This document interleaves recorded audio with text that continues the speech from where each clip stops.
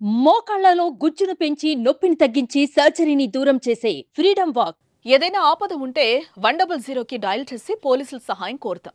మనం ఉన్న లొకేషన్ ఆధారంగా పోలీసులు మన దగ్గరకు వచ్చి సహాయం చేస్తారు. ఇంతటి ప్రాధాన్యం ఉన్న 100కు ఫోన్ చేసి కొందరు దుర్వినియోగం చేస్తున్నారు.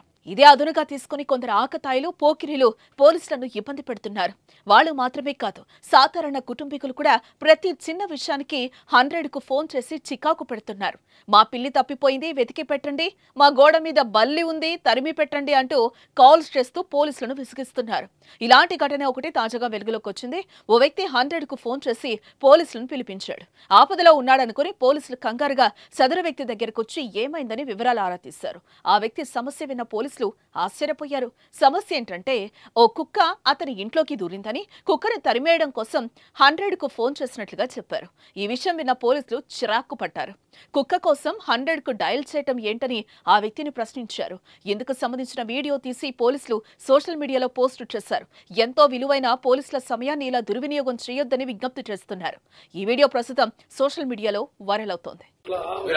ఎందుకు చేశారు? ఏంటిది వచ్చింది? ఏడికి వచ్చింది? ఇట్లా వచ్చి లోపల తెల్ల చెదలు చేసింది, అది బయటకు పోతుంటే మమ్మల్ని రక్తాన్ని నీళ్ళు తీసుకొస్తుంది.